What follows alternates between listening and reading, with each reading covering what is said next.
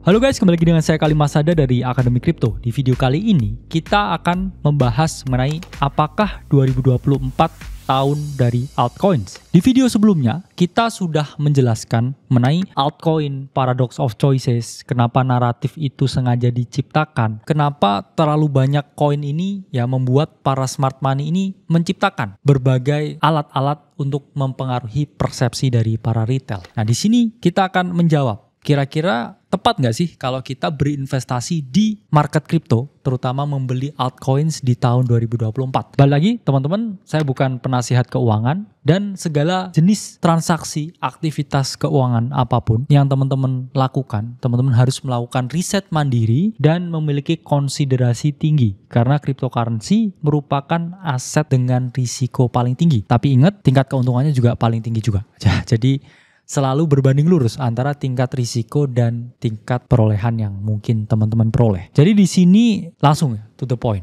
Apakah tepat sih beli kripto di tahun 2024 ini? Ya, jawabannya nggak ada saat yang lebih tepat untuk memiliki exposure di market kripto kecuali sekarang. Kenapa? Karena pertama kita tahu adanya ETF spot approval untuk Bitcoin yang sudah terjadi di Januari 2024 kemarin, dan baru saja ini Ethereum juga di-approve untuk ETF-nya. Yang mana ketika ETF-nya Ethereum ini di-approve dan ada banyak ya gonjang-ganjing di baliknya, ada yang bilang bahwa ini sangat politis sekali karena mendekati US election. Dan kalau kita melihat Ethereum yang di-approve ETF-nya ini sangat positif terhadap market. Kenapa? Karena berbagai aset lain ini terbuka lebar. Kita tahu sekarang ada rumor Solana ini juga ETF-nya mau di-approve. Kemudian ada pengajuan BlackRock terhadap ETF-nya XRP dan lain sebagainya. Jadi sangat positif. Kalau kita melihat di sini, ini jembatannya udah mulai terbangun antara traditional finance dan juga kripto. Dan ketika itu terjadi, kripto ini akan memperoleh uang ini bukan hanya billions of dollars, tapi trillions of dollars. Dan kita yang sekarang di sini bisa memposisikan diri, tahu kripto, 4% orang yang tahu kripto ini akan kebanjiran likuiditas dari 96%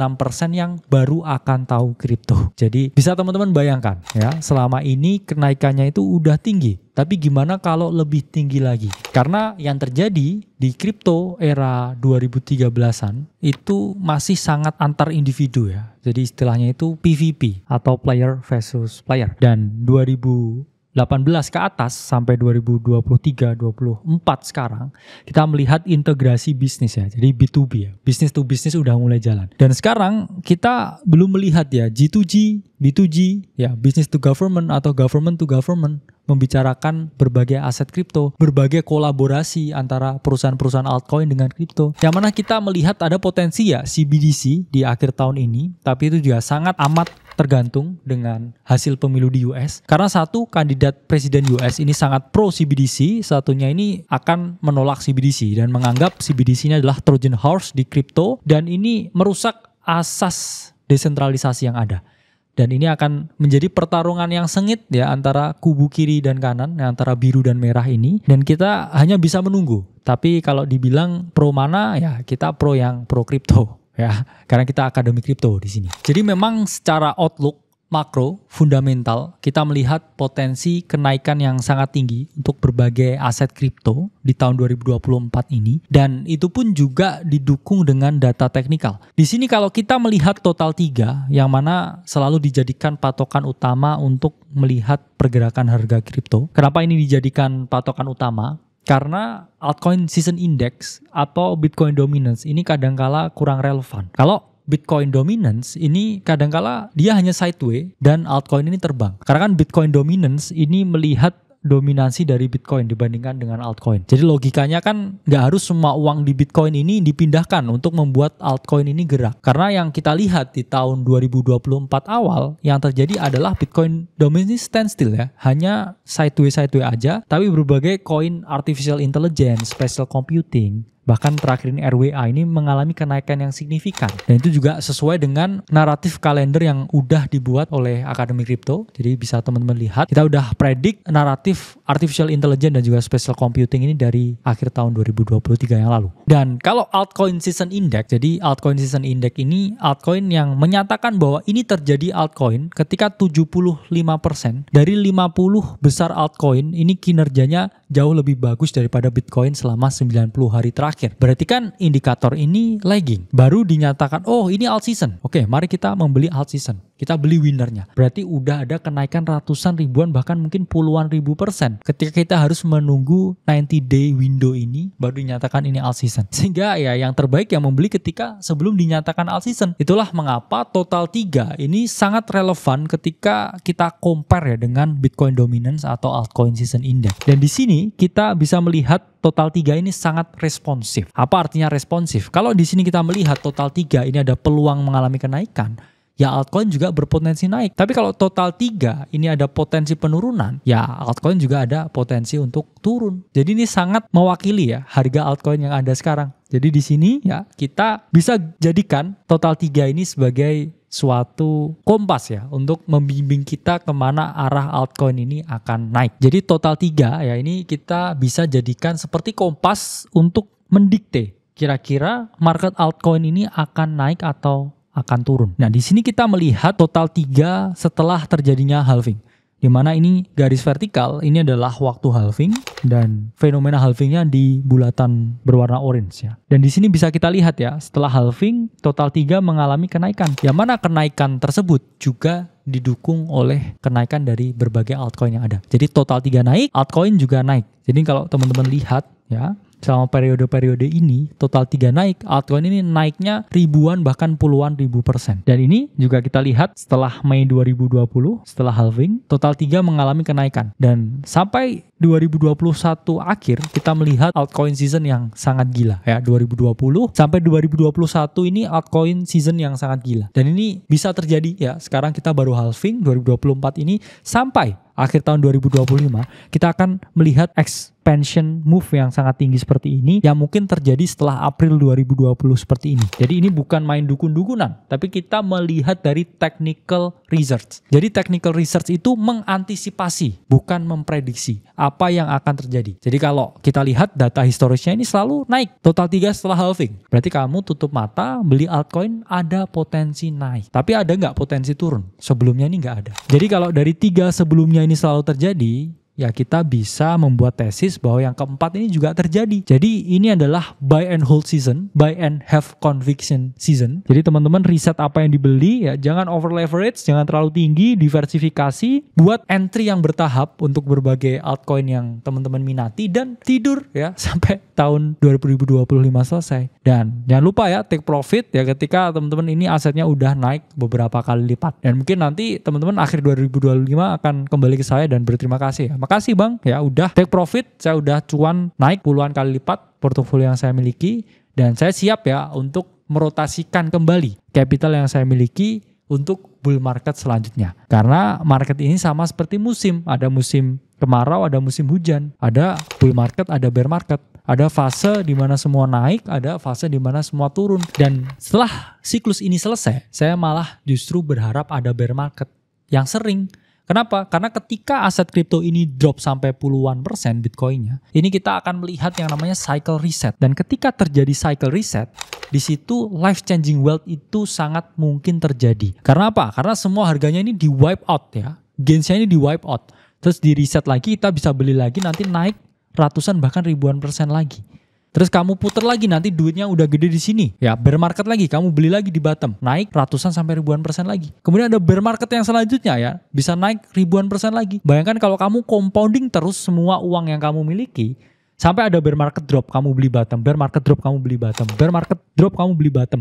Dengan modal yang terus bertambah, apa yang terjadi? Yaitulah compounding. Itulah yang diajarkan oleh Warren Buffett, yang mana disebut sebagai keajaiban dunia ke-8. Ada potensi ya kenaikan total 3 setelah kemarin juga berhasil mengalami support and resistance flip di area 650 billion dollar dan next target ya potensi ke 1 triliun US dollar yang mana itu adalah penambahan valuasi kurang lebih 350 billion US dollar ke semua industri altcoin dan ketika itu terjadi ya siap-siap ya teman-teman holder Manta ya, holder STRK, holder KNT, holder BNB dan berbagai aset altcoin lain akan mencium ya flow yang begitu besar dan melihat teman-teman portofolionya mulai tumbuh ya, mulai senyum lagi ya. Karena secara data total 3 ini selalu mengalami kenaikan setelah halving. Nah, ini kita juga bisa ya melihat Bitcoin dominance meskipun memang sedikit kurang relevan tapi tetap bisa kita jadikan referensi. Ingat ya teman-teman, jangan asal membuang data yang teman-teman anggap nggak perlu. Karena kadang data ini mungkin belum perlu sekarang, tapi mungkin perlu nanti. Mungkin sekarang kurang relevan, tapi mungkin nanti akan relevan. Dimana di sini kalau kita lihat Bitcoin dominance, setiap kali ini mengalami drop yang sangat signifikan, itu yang terjadi adalah semua aset altcoin terbang. Dan ini teman-teman lihat ya, drop yang terjadi di 2017 dan 2018 ini sampai bahkan Bitcoin di 40-an% ya dominasinya. Dan itu teman-teman lihat altcoin ini benar-benar menggila. Itulah kenapa para pro yang udah berselancar selama siklus ke siklus ini mengungkapkan ini cycle paling sulit. Kenapa paling sulit ya? Karena altcoinnya udah terlalu banyak. Setiap hari itu banyak sekali listingnya. Sementara 2018 ini masih sedikit sekali. Sehingga 2017-2018 ICO boom itu drop dominance yang sangat tinggi. Semua orang udah nggak pegang Bitcoin sama sekali. Ya mereka degen ya membeli altcoin sebanyak-banyaknya dan menganggap ini seperti kasino ya, get rich quick. Dan akhirnya market menghukum para market participant yang greedy dan akhirnya di sini reverse ya. Kemudian orang balik lagi ya, nyimpen uangnya di Bitcoin lagi setelah fase ini terjadi. Dan teman-teman bisa lihat ya, dari 7 bar ini 215 hari dari halving ke drop Bitcoin dominance yang signifikan. Begitu juga bull market 2020-2021 ketika alt season terjadi, ini juga 215 hari setelah halving.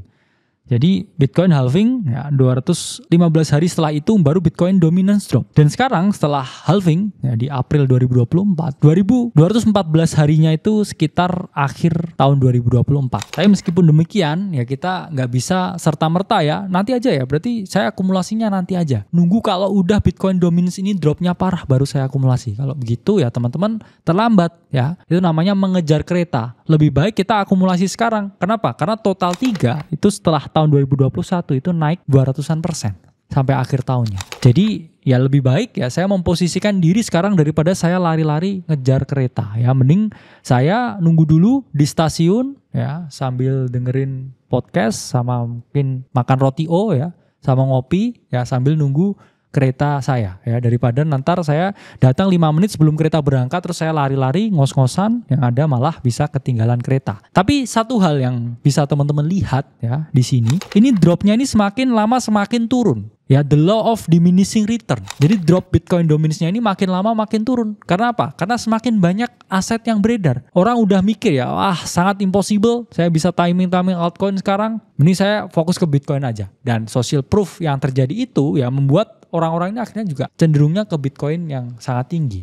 Tapi meskipun begitu ya teman-teman, drop kurang lebih ya dari angka 55%, balik lagi ke 40% itu akan membawa altcoin juga mengalami kenaikan yang sangat signifikan. Jadi meskipun ada the law of diminishing return di dalam pasar altcoin, ya kita harus manifest apapun yang diberikan di market. Ya, keuntungan itu lebih baik daripada kerugian. Dan saya masih memposisikan diri dan mengakumulasikan beberapa altcoin yang ada ya. Jadi saya punya conviction, saya punya patience di apa yang saya beli dan akan saya hold sampai akhir tahun 2025. Oke, selanjutnya kita bisa lihat ya altcoin season index ini sekarang ada di angka 37 yang mana ini diungkapkan it's not altcoin season ya, masih Bitcoin season. Tapi ingat ya teman-teman, lebih baik kita membeli ketika belum alt season dan menjual setelah dinyatakan ini alt season. Ya, analogi ketinggalan kereta ya, itu harus teman-teman ingat ya mindsetnya di sini. Karena altcoin season index ini adalah indikator yang lagging. Jadi lebih baik kita positioning dulu sebelum itu terjadi daripada ntar kita ya lari-lari ya ngejar kereta. Ini bisa teman-teman lihat dari Blockchain Center top 50 performance over the last season 90 day. Dan di sini ya ditunjukkan ya ini PP yang paling tinggi, kemudian WIF, TON, Floki, NIR dan lain sebagainya. Jadi kalau kita nunggu ya ini outperform Bitcoin baru ini dinyatakan oh ini adalah altcoin season, ya waktunya beli altcoin tuh enggak ya. Jadi saatnya membeli altcoin itu adalah sekarang ketika ini masih dinyatakan sebagai Bitcoin season. Meskipun demikian teman-teman juga masih bisa menerapkan strategi bajing loncat naratif, loncat-loncat ya dari naratif, tapi ingat risikonya juga bisa jatuh juga ya. Seperti yang kita ungkapkan di naratif kalender AI, spatial computing, dan sekarang lagi RWA. Dan kalau teman-teman lihat ya, sekarang privacy ini juga lagi digodok ya, privacy dan cyber security. Kita kemarin lihat CTK, Forta ya mengalami kenaikan yang cukup lumayan ya. Teman-teman bisa lihat berbagai potensi aset-aset tersebut untuk dijadikan investasi atau spekulasi jangka pendek, yang mana teman-teman harus jaga betul-betul risikonya. Karena ingat teman-teman, tidak ada yang pasti di kripto ya. Kalau pengen cari yang pasti-pasti aja ya kerja ya, dapat gaji. Itu pasti. Tapi teman-teman harus ingat, ketidakpastian terbesar itu adalah berharap pada sesuatu yang pasti. Kalau teman-teman ini punya mindset yang ingin membawa perubahan, minimal ke dirinya sendiri dulu, baru mungkin ke orang sekitar dan keluarga, teman-teman harus berani mengambil sesuatu yang tidak pasti. Karena kalau di sini teman-teman inginnya pasti-pasti aja, teman-teman akan kegerus dengan ketidakpastian yang akan selalu menghampiri teman-teman. Karena the only fixed things is change. Jadi di sini saya Kali Masada dari Akademi Kripto, sampai berjumpa di video selanjutnya.